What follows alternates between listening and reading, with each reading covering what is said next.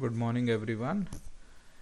Today I'm going to repeat first three lectures of this unit 4 because few of you told that on FB Live it was not clear that much. So I am going to repeat those three lectures again. So first of all, I'm going to start with unit 4, the topic of unit 4, that is cache coherence problem, and what are the causes behind the cache coherence problem. So first of all, I would like to explain what is actually cache coherence. So in a memory hierarchy for a multiprocessor system, you have seen that there are number of processor in a multiprocessor system, and each processor is having its own cache. Now what actually cache coherence problem is, that when multiple caches are maintained by multiple processor, then sometimes due to some updation or modification by some processor to its own cache, the state of inconsistency occurs in whole system. How it occurs, तो अभी मैं आपको ये block diagram में समझा रहा हूँ. Let us suppose that this blue square boxes are processors. So P1, P2, P3 and n processors are there, and each processor is having this orange color box as cache, and a green color rectangular box below is this shared memory. So whenever some data X, let's say some data X is accessed from the shared memory to those caches, then all the caches will have same copy. Now if after some time, let us say P3 makes some changes to its data and X is changed to X dash. Now what will happen, that this X dash which is changed by P3 will be reflected in shared memory, because by the cache coherence property of the memory hierarchy जो हमने पहले पढ़ी थी unit 3 में, उसकी वजह से वो अपडेट हो जाएगा शेयर्ड मेमोरी में, बट उसकी कॉपीज जो बाकी के प्रोसेसर के कैशेस में पड़ी हुई है वो वही रहेगी. सो यहाँ पे हमारे पास एक ऐसा सिस्टम है जिसमें उसी डेटा की एक कॉपी एक्स डैश की वैल्यू है और उसी डेटा की कई कॉपीज है जिसकी x वैल्यूज है. तो यहाँ हमारा सिस्टम इनकंसिस्टेंट हो गया. So this is called as cache coherence problem, because सारे प्रोसेसर जो है वो एसिंक्रोनसली और इंडिपेंडेंटली वर्क करते हैं, तो एक प्रोसेसर को दूसरे प्रोसेसर के चेंजेस से मतलब नहीं होता है. So this is cache coherence problem. अब क्वेश्चन अराइजेस कि कैश कोहेरेंस प्रॉब्लम होता किस वजह से है.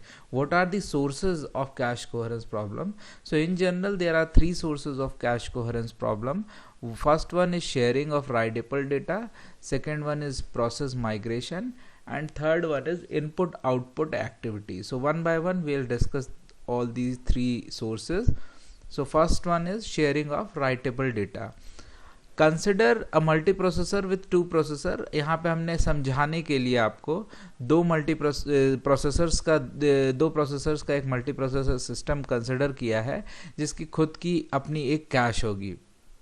यहाँ पे आप देखें कि P1 और P2 दो प्रोसेसर है और जिसके पास अपनी खुद की एक कैश है, and this big rectangular box down side is a main memory. Let's say it is a main memory, shared memory.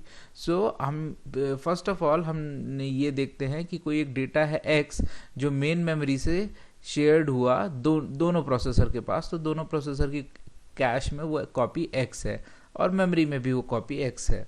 Let's say after some time P1 processor ने उस डेटा x पर कुछ मॉडिफिकेशन किए, कुछ operation किए और वो x dash हो गया. तो ये x डैश जैसे ही हुआ तो इस चेंज को रिफ्लेक्ट मेन मेमोरी में ये तुरंत हो जाएगा थ्रू राइट थ्रू पॉलिसी. आप देखें यहाँ नीचे लिखा है right through policy.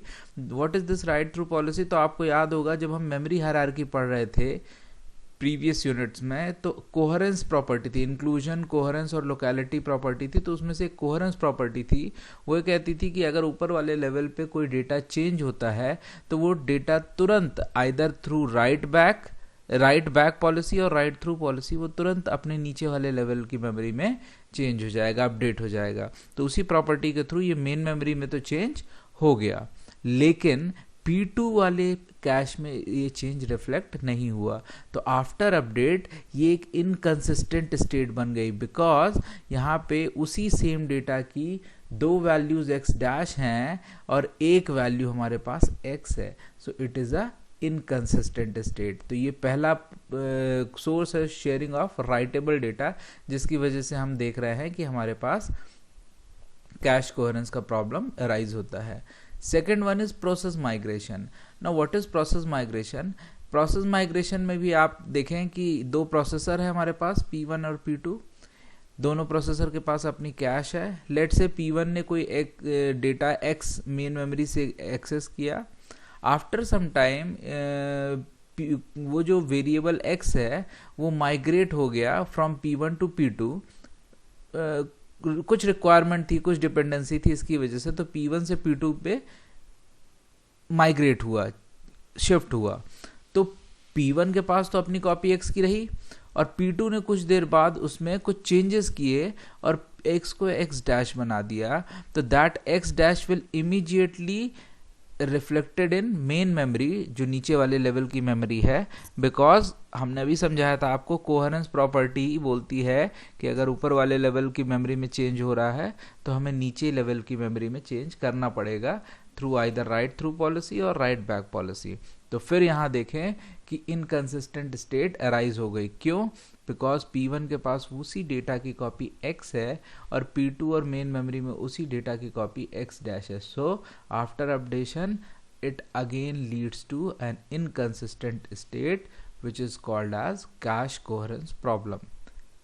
Okay, so third source due to which this cache coherence problem arises is input output activity. Now what happens, let's say some input output activity is done by by the processor bypassing the cache.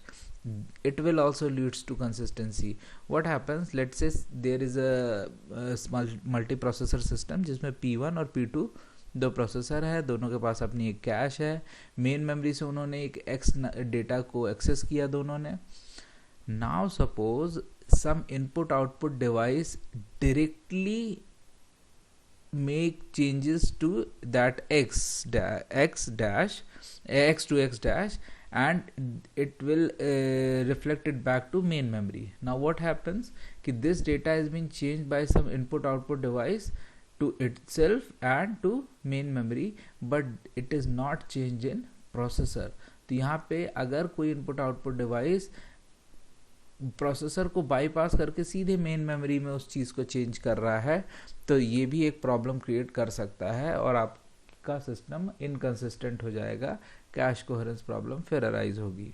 सो ये तीन sources हैं जिसकी वजह से हम देख रहे हैं कि क्या हो रहा है, इनकंसिस्टेंट स्टेट अराइज हो रही है।